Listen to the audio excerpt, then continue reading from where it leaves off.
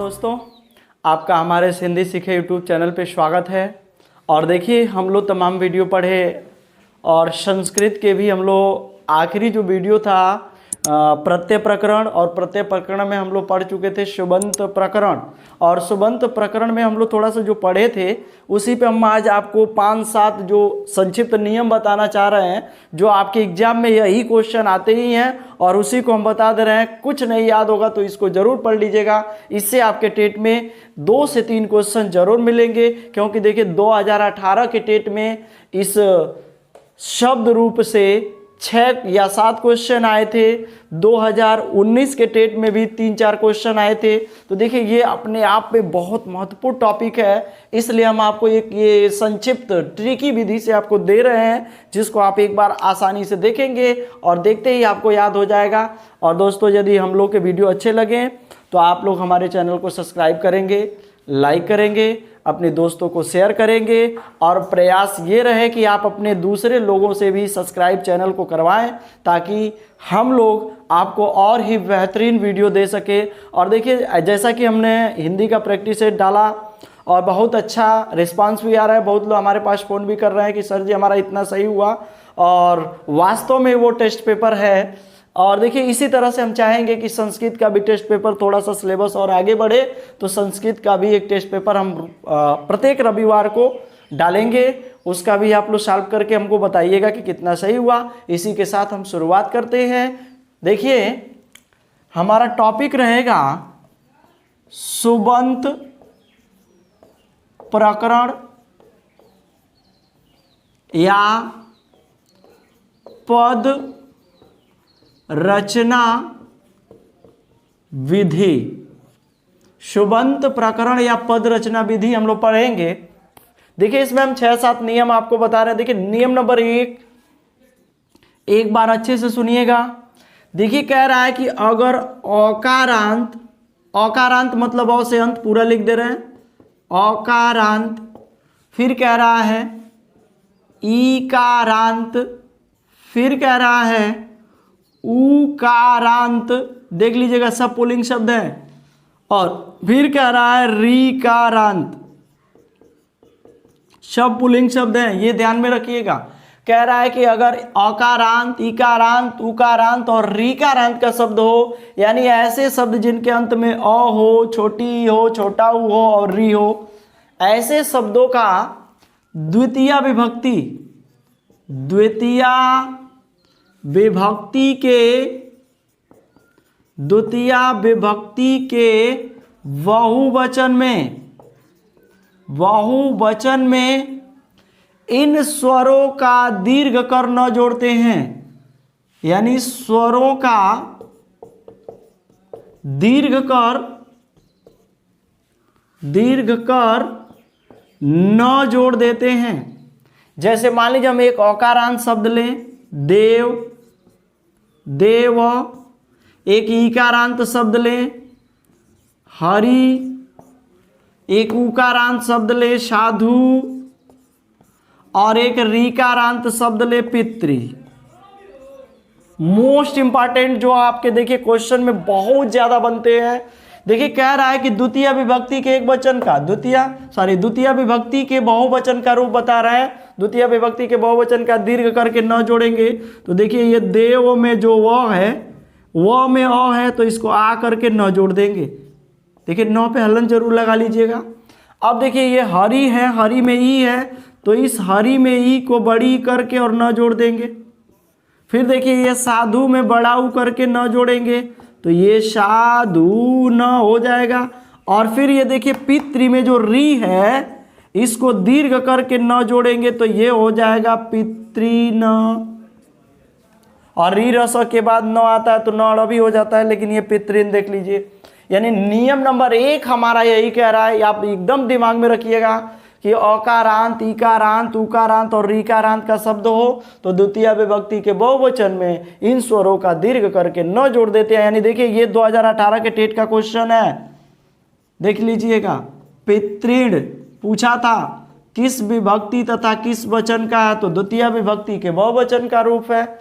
नियम नंबर आगे चलते हैं, इसी क्रम में आपको लेके नियम नंबर 2 देखिए अगला कह रहा है यदि ईकारांत और ऊकारांत, ध्यान दीजिएगा पुल्लिंग शब्द ही होने चाहिए। यदि ईकारांत और ऊकारांत का शब्द हो तो हम क्या करते हैं, तृतीया विभक्ति के एक वचन में, तृतीया विभक्ति के एक वचन में ना जोड़ देते हैं। सिर्फ तृतीया विभक्ति के एक वचन में ना जोड़ा जाता है। जैसे मान लीजिए हम यहाँ लिख दिए हरि और यहाँ लिख दिए साधु या शिशु, या यहाँ लिख दिए कवि।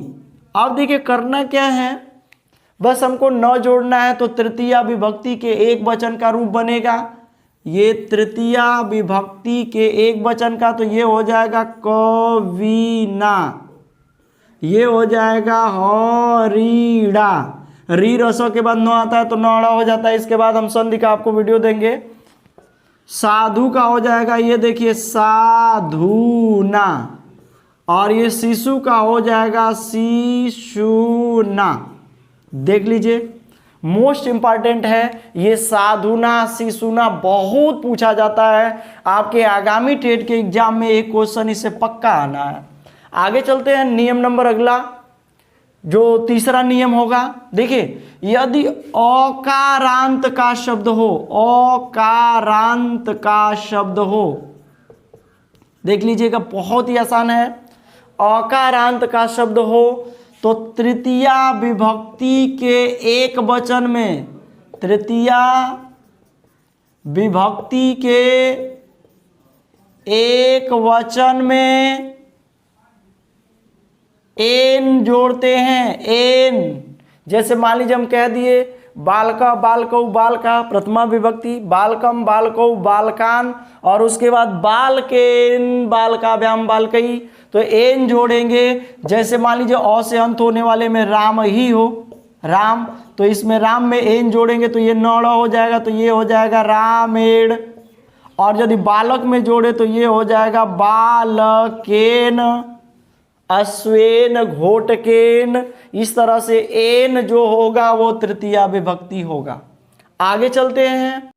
यदि आकारांत का शब्द हो, आकारांत, ये स्त्रीलिंग होता है आकारांत, तो आकारांत शब्द हो तो इसके तृतीया विभक्ति एक वचन में या होता है, या होता है। जैसे मान लीजिए हम लता शब्द ले लिए तो ये आ के जगह पे या होता है, ध्यान रखिएगा आ के जगह पे या होता है, तो ये लता शब्द का करेंगे तो ये हो जाएगा लतया, तो लतया हो गया, रमया हो गया। ये जो भी आकारांत के शब्द में लतया रमया होंगे, बालिकया होगा, ये तृतीया विभक्ति एक वचन का रूप होगा। आगे चलते हैं अगले नियम में। देखिए कह रहा है अगला नियम, यदि अकारांत का शब्द हो, अकारांत का शब्द हो, ध्यान रखिएगा बहुत ही आसान है। यदि अकारांत का शब्द हो तो चतुर्थी विभक्ति, चतुर्थी विभक्ति के एक वचन में आय हो जाता है, आय। जैसे मान लीजिए हम एक शब्द यहां ले लिए बालक, तो बालक शब्द यहां देखिए बालक। यदि हम राम ले लिए राम, यदि घोटक ले लिए, घोटक माने घोड़ा होता है, घोड़ा का तत्सम घोटक। अब देखिए यहाँ बालक में जब आय जोड़ेंगे तो क्या हो जाएगा बालकाय, राम में आय जोड़ेंगे तो क्या हो जाएगा राम आय, और घोटक में आय जोड़ेंगे तो क्या हो जाएगा घोटकाय। तो इस तरह से आय, ध्यान रखिएगा, कह रहा है कि ईकारांत और उकारांत का शब्द हो तो ना जोड़ते हैं तृतीया विभक्ति के एक वचन में, जैसे कविना कपिना। और यदि आकारांत का शब्द हो स्त्रीलिंग का तो तृतीया विभक्ति के एक वचन में, जैसे ये रमा है तो आ को या कर देंगे तो रमया हो जाएगा। और यदि ये पुल्लिंग अकारांत शब्द है बालक या राम तो इसके चतुर्थी विभक्ति की बात कर रहे हैं। ये तृतीया था और ये चतुर्थी, ये चतुर्थी है, ये तृतीया का रूप हम आपको बताए हैं, थोड़ा सा मिस्टेक हुआ। ये तृतीया का रूप है, तृतीया में वो रमया होगा, कपिना होगा, साधुना होगा, और यहाँ देखिए चतुर्थी में औकारांत का शब्द होगा तो आय हो जाएगा। आगे चलते हैं, नियम नंबर अगला देखिए, यदि आकारांत का शब्द हो, आकारांत माने आ से अंत होने वाले स्त्रीलिंग का, तो इसके चतुर्थी विभक्ति में यय हो जाता है। यय माने ऐसे यय जोड़ लेते हैं। जैसे मान लीजिए हम लता शब्द ले लिए, बहुत ही महत्वपूर्ण है, ये बहुत बार पूछा जाता है, आप देख लीजिएगा प्रैक्टिस सेट उठा के। ये लता शब्द में चतुर्थी विभक्ति एक वचन का जब हम रूप बनाएंगे तो ये यय हो जाएगा।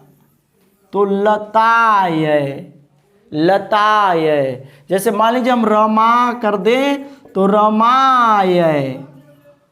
आगे चलते हैं इसी क्रम में, अगला नियम देखिए, यदि औकारांत का शब्द हो, औकारांत का शब्द हो, औ से अंत होने वाले शब्द हो, तो इस औकारांत शब्द का पंचमी की बात करते हैं, ध्यान रखिएगा, पंचमी विभक्ति एक वचन।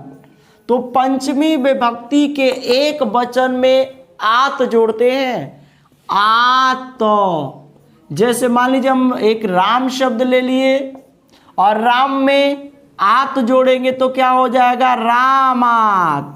बालक में आत जोड़ेंगे तो ये क्या हो जाएगा, बालकात, घोटकात, अश्वकात। इस तरह से आगे बढ़ते हैं।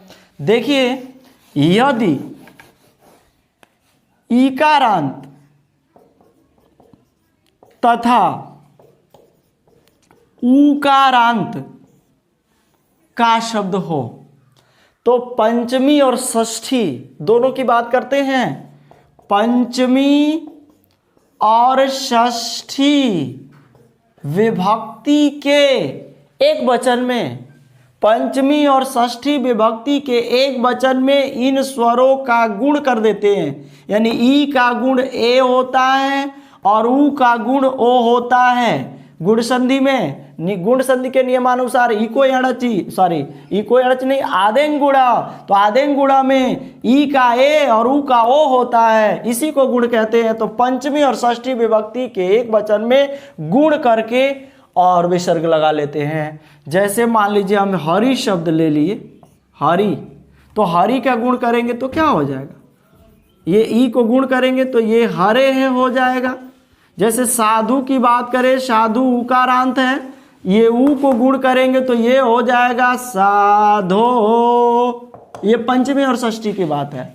आगे एक और देख लीजिए, यदि मान लीजिए हम शिशु की बात करें, शिशु, तो शिशु को करेंगे तो ये हो जाएगा शीशो,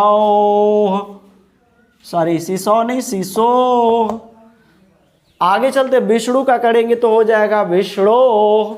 आगे बढ़ते हैं इसी क्रम में, ये पंचमी और षष्ठी का रूप था। अब देखिए आगे चलते हैं हम सप्तमी के तरफ। देखिए, यदि आकारांत स्त्रीलिंग की बात है, आप लोग क्या करेंगे, अपनी कॉपी पे इन शब्दों को लिखेंगे और खुद ही नियमों को पढ़ के जोड़िएगा।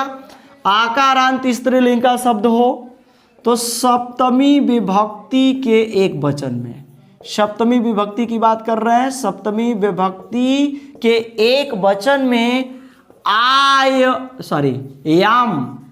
याम जोड़ते हैं, याम। जैसे मान लीजिए हम लता शब्द ले लिए तो लतायाम, रमायाम। अब देखिए, यदि ईकारांत और ऊकारांत का शब्द हो तो इसका सप्तमी विभक्ति के एक वचन में औ जोड़ते हैं, औ।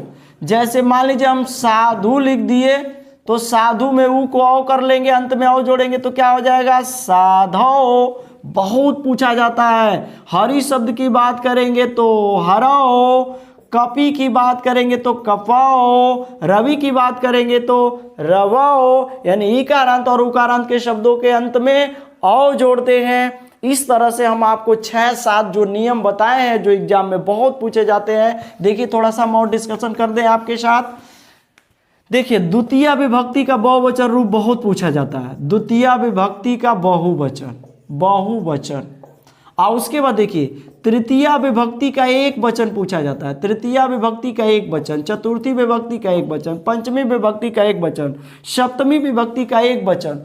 और एक बात और ध्यान रखिएगा कि आपके तृतीय विभक्ति का कभी कभी बहुवचन पूछा जाता है, नहीं तो इससे बाहर आपके एग्जाम में क्वेश्चन नहीं जाते हैं और आपको यही याद नहीं होता है। तो हम चाहेंगे कि हमारा ये वीडियो आप लोग अच्छे से देखें और इसको अपनी कॉपी में नोट करें और स्वयं बनाएं। और वीडियो अच्छा लगे तो आप हमारे चैनल को सब्सक्राइब करें, लाइक करें, अपने दोस्तों को भी शेयर करें और कमेंट बॉक्स में ज़रूर बताएं। और इससे भी बेस्ट वीडियो पाना हो तो हमारे चैनल को सब्सक्राइब करके बेल आइकन का बटन जरूर दबाएं, ताकि आपको कोई भी सूचना आसानी से प्राप्त हो जाए, सबसे पहले प्राप्त हो जाए। और देखिए, अब किसी को आवश्यकता होगी इससे भी विस्तृत तो हमको जरूर बताएंगे, तब हम एक एक करके राम शब्द, नदी शब्द, लता शब्द, जो भी मतलब शब्द रूप हैं सबका प्रयोग हम आपको बताएंगे। इसी के साथ अपनी वाणी को विराम देते हैं। आप लोग का दिन शुभ रहे और हम आप लोगों के बहुत आभारी हैं कि आप लोगों ने हम लोग के चैनल को सब्सक्राइब किया